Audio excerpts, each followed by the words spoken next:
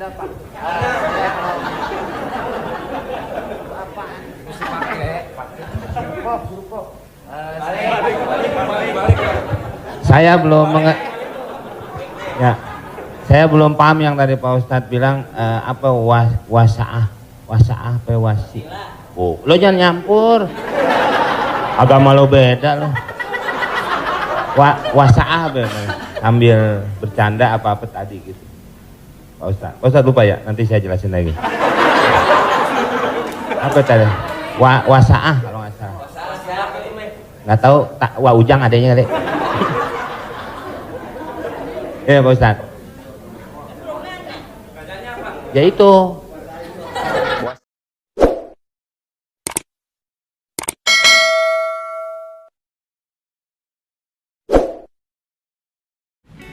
Baik, terima kasih Pak Kiai. Silakan ada yang mau bertanya, kita minta 2 orang dulu dari teman-teman pelawak dulu. Ya, nampaknya muka lagi banyak masalah. Silakan. Yang mau bertanya? Adek Jigo.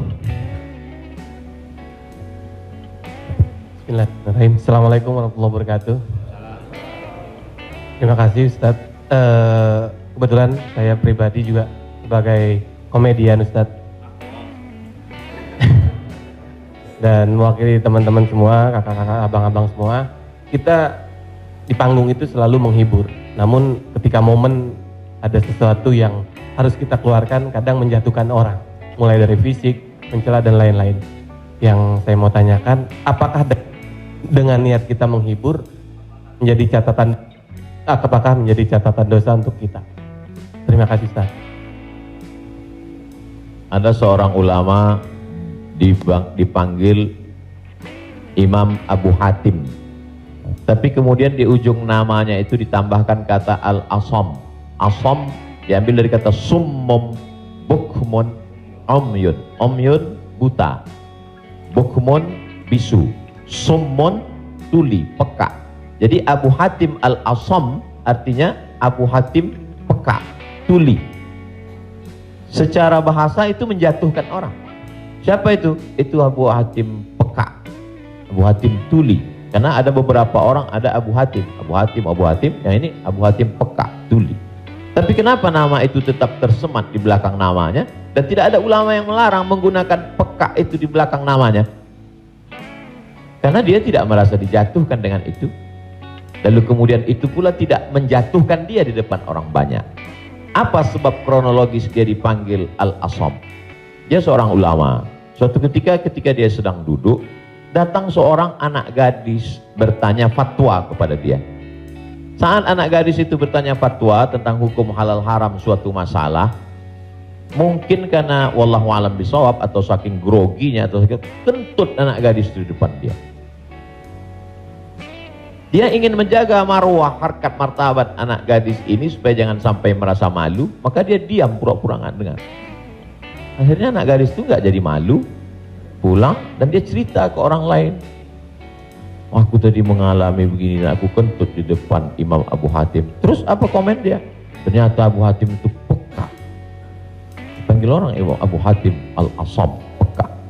Sampai akhirnya setelah anak gadis itu meninggal, Imam Abu Hatim Al-Asam panjang umurnya, meninggal anak gadis itu, barulah Abu Hatim mengatakan, aku sebetulnya nggak peka, hanya ingin menjaga kehormatan dirinya. Jadi kisah Abu Hatim Al-Asam dapat kita pahami 2 makna. Satu sisi ada saatnya kita menjaga kehormatan orang sampai mati dia. Tapi ada satu sisi kalimat yang nampaknya menjatuhkan sebenarnya tidak menjatuhkan selama kita masih saling paham, saling memahami, saling mengerti. Ada kata-kata yang mungkin kita gunakan tapi menjatuhkan dia. Padahal sepertinya pujian. Tapi ada kata-kata yang sepertinya. Jadi kalau sudah saling memahami, orang pun mengerti, maka dia tidak menjadi suatu celaan. Ya ayyuhalladzina amanu, hai orang beriman, ijtanibu katsiran minadh-dhann, jauhilah prasangka buruk, inna ba'dadh-dhanni itsmun, wala tajassasu, jangan mencari-cari kesalahan orang, wala yaghtab ba'dukum ba'dha, jangan ribah membicarakan aib orang lain, la talmizu bil alqab, janganlah kamu menggunakan gelaran-gelaran yang jelek. Bukankah tuli itu gelaran yang jelek? Iya. Tapi saat itu digunakannya bukan untuk menjatuhkan dan mereka saling memahami tentang hal itu. Wallahu a'lam bishawab. Baik Ustaz, satu pertanyaan seputar dunia entertain. Ketika orang memerankan misalnya mohon maaf lahir batin, main film seks. Selama film itu diputar terus, sementara orangnya udah hijrah. Dan saat ini film itu diputar. Itu jariahnya seperti apa tuh Ustaz? Nah, ini mohon maaf lahir batin Ustaz. Hah? Nonton sama bini gue berdua.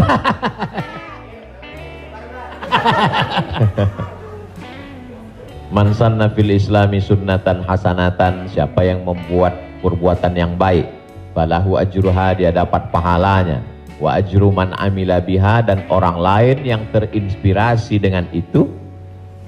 Jadi kalau Paski membuat rumah tahfiz, lalu kemudian komunitas-komunitas yang lain terinspirasi dengan itu, maka dapat pahala min ghairi an yanqusa min ujurihim syai'un.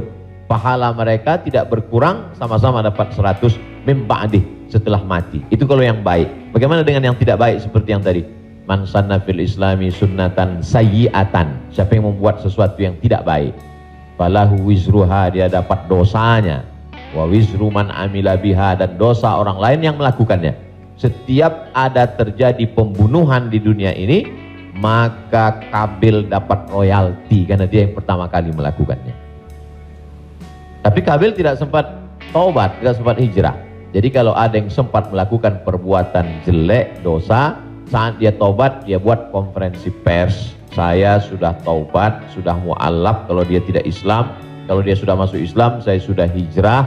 Maka saya meminta kepada seluruh jamaah yang ada di dunia ini yang masih menyimpan gambar, foto, video saya, tolonglah kalian delete, dan saya minta ampun kepada Allah Subhanahu wa taala. Lebih daripada itu sudah di luar kuasa dia. La yukallifullahu nafsan illa wus'aha. Allah tidak membebani orang lebih daripada usahanya. Ada seorang hamba berpesan di zaman Nabi sallallahu alaihi wasallam, nanti kalau aku mati, maka bakarlah jasadku, lalu campakkan debunya ke laut. Kenapa? Karena aku takut bertemu dengan Allah Subhanahu wa taala atas segala dosa-dosa. Disampaikan kepada Allah Subhanahu wa taala. Kata Allah, aku ampuni hambaku itu karena masih ada rasa takut dalam hatinya. Makanya khotib naik ke atas mimbar, pesannya ittaqullah, takutlah kepada Allah. Kenapa kurban Habil diterima, kurban Kabil tidak diterima? La imbasatta ilayya yadaka litaqtulani, andai kau ambil batu besar untuk kau timpakan ke atas kepalaku, kata Habil, ma ana bibasiti yadiya ilaika liaqtulak, aku tidak akan membalas untuk membunuh wahai saudaraku.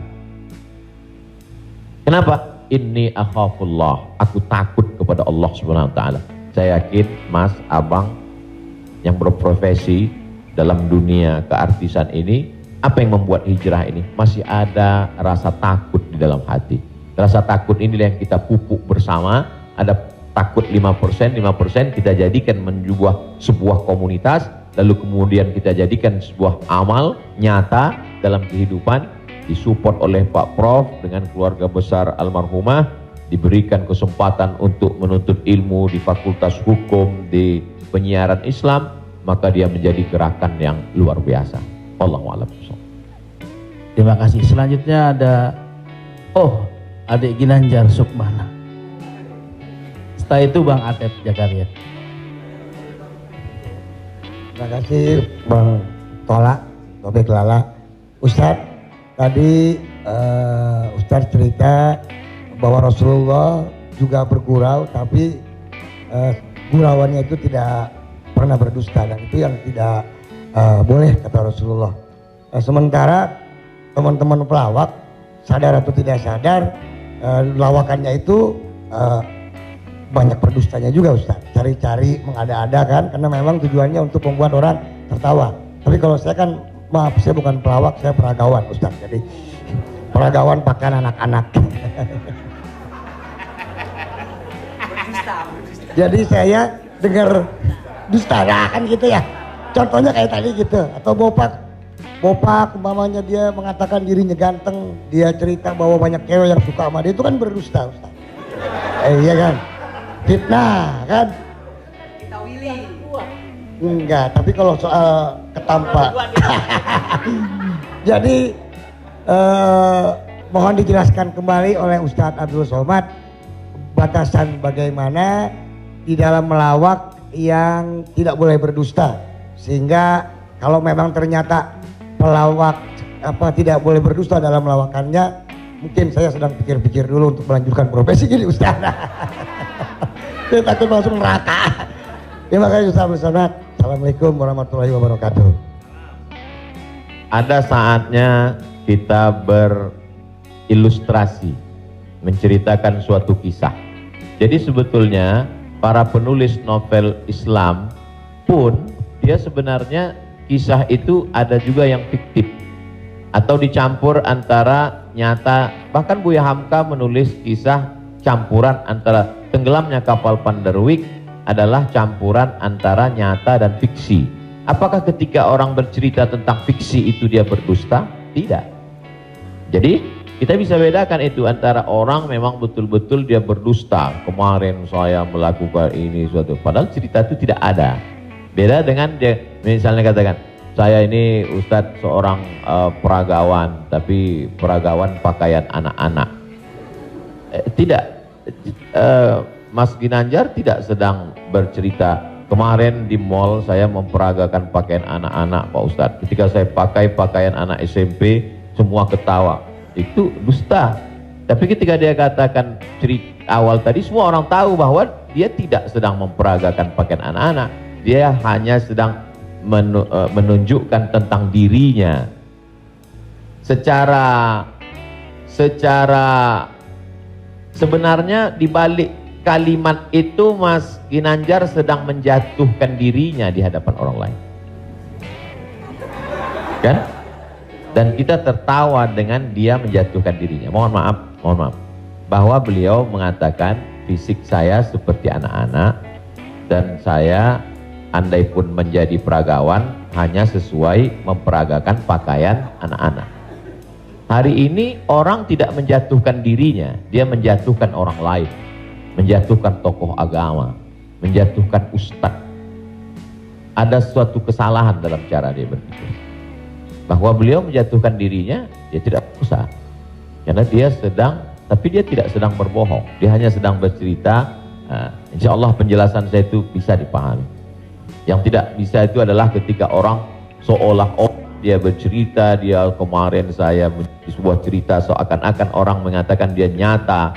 Padahal sebetulnya hanya bohong belaka supaya orang tertawa. Itu yang dilarang oleh Nabi Muhammad SAW. Wallahu a'lam.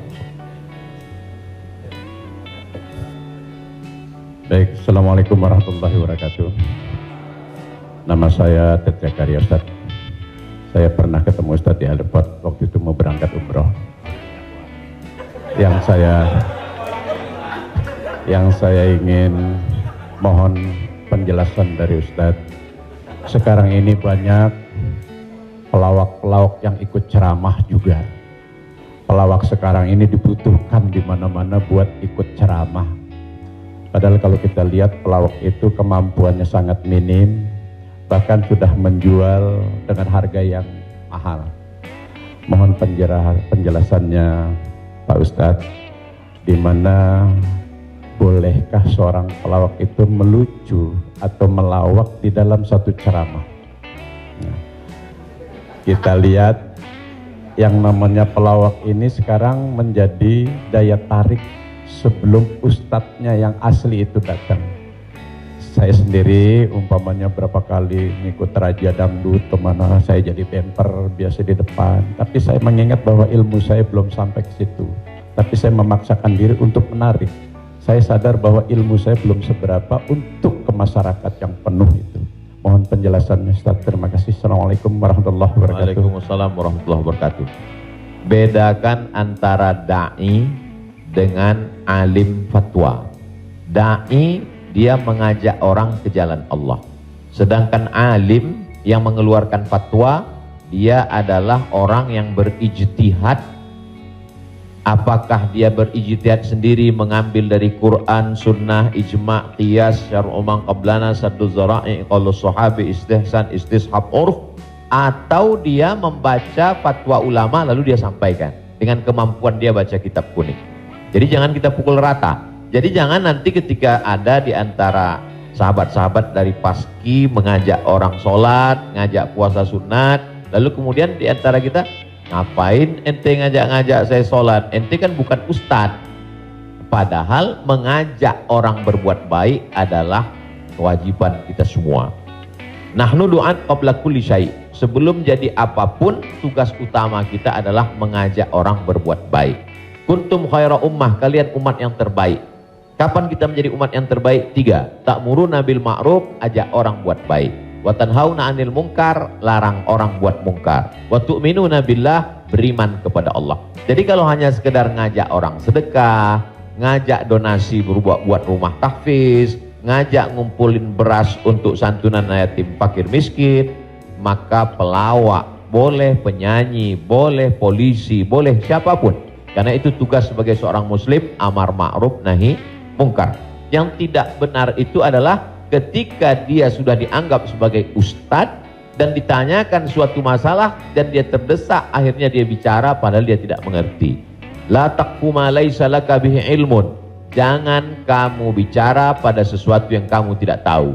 Inna sam'a, telinga, wal basar, mata, wal fuad, hati dan pikiran, kullu ulaika kana anhu mas'ula, kau akan disoal, kau akan ditanya, diminta pertanggungjawaban di hadapan Allah Subhanahu wa taala.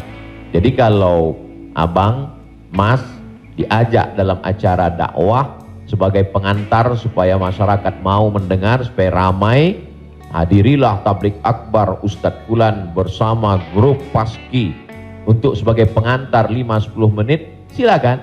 Tapi setelah itu nanti Ustadz bicara, pas tanya jawabnya serahkan ke Ustadz. Nah, jadi selama tetap kita menjaga. Jadi kalau diibaratkan rumah makan di airport, ini penyanyi, artis, ustadz itu sama seperti yang memanggil penumpang supaya mau masuk ke rumah makan.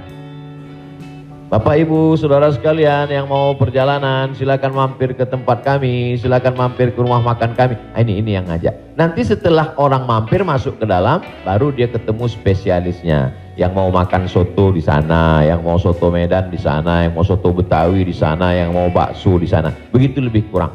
Karena masyarakat kita belum sampai pada level ngaji. Masyarakat kita ini 3 level. Pertama, level 1 yang memang sudah ngaji sama para habaib, baca kitab kuning serius, khatam dari A sampai Z. Ini memang nggak perlu pakai pemanggil tadi. Yang kedua adalah level yang masih mau ke masjid, tapi juga tergantung SMS kemana ngajak. Ngaji oke, kesini pun oke. Ini yang level 2. Yang level 3, ngelihat masjid pun masih takut. Makanya saya kalau tablik akbar pengajian ke daerah itu saya bagi 3. Ada pengajian yang saya memang nggak mau di masjid, saya pengajiannya maunya di lapangan sepak bola, di stadion, supaya sampai ke grassroots. Ada level 3 yang belum mau ke masjid. Saya terus terang Ustadz, ke masjid ini trauma. Beberapa teman saya ke masjid meninggal. Nah, jadi yang level ini masih mau, masih bercampur. Jadi kalau ada orang yang ngejek, apa itu dakwah, apa itu pengajian, apa itu, kenapa melibatkan artis? Ini salah satu cara. Jadi Wali Songo dulu tidak bisa Wali Songo datang ujuk-ujuk langsung baca kitab kuning, nggak bisa. Makanya mereka buat solawatan. Dia tahu tradisi orang Jawa pukul gending pakai wayang, maka dia buat cara wayang. Dia pakai wayang. Jadi sekarang kalau mampu buat film pendek atau melibatkan artis, video tanya jawab saya dengan pertanyaan yang sama, dengan jawaban yang sama, tapi dengan pengantar artis berbeda viewernya. Yang ngasih tahu penonton. Ustadz coba Ustadz lihat ini. Ini dengan musyawarah sekian penontonnya. Tapi ketika Ustadz di masjid dengan jamaah sekian penontonnya. Artinya apa? Dakwah bisa sampai melalui lisan sahabat-sahabat, kawan-kawan. Jadi pakai kesempatan ini untuk mengajak orang lebih banyak ke jalan Allah Subhanahu wa taala. Wallahu a'lam. Barakallah.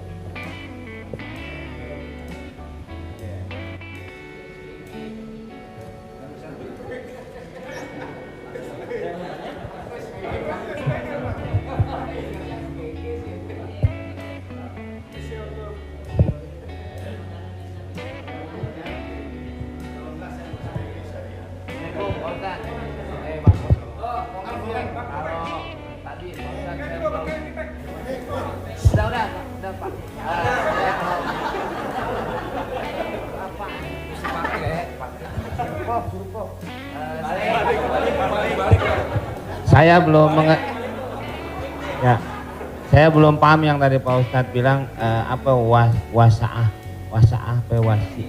Oh, lo jangan nyampur. Agama lo beda lo. Wasaah beda. Sambil bercanda apa tadi gitu. Pak Ustadz lupa ya, nanti saya jelasin lagi. Apa tadi? Wasaah kalau nggak salah.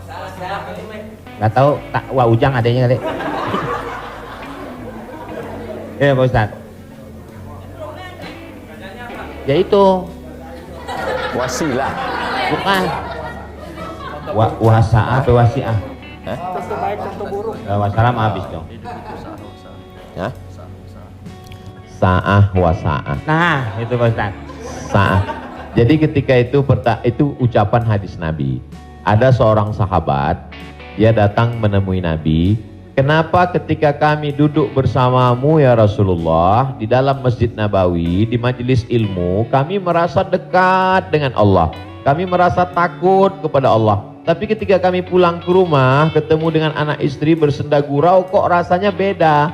Lalu apa kata Nabi? Sa'ah wa sa'ah. Hidup ini ada masanya serius, ada masanya bercanda, ada masanya begini. Lau kuntum kama kuntum la safahatkumul malaikah. Seandainya kamu seperti itu terus, seperti saat berada denganku di hadapanku di masjid, tidak berubah-berubah, turun malaikat bersalaman dengan kamu, kata Nabi SAW. Jadi sahabat itu pun mengalami seperti yang kita alami dan kekhawatiran seperti kekhawatiran kita. Ketika kita duduk dengan Habib, dengan Ustadz di masjid, dengan Kiai, dengan Tuan Guru, terasa begitu full iman. Tapi begitu pulang ke rumah, kok begitu ya? Rasa yang kita rasakan sekarang dirasakan juga sahabat Nabi dulu dan mereka tanya, kata Nabi nggak salah. Karena hidup ini ada sa'ah wa sa'ah. Sa'ah artinya bahasa Indonesianya saat. Semua ada saatnya, semua ada masanya. Selama tidak kita katakan, kamu kok mabuk kemarin? Semua ada saatnya. Ada saatnya mabuk, ada saatnya. Allah.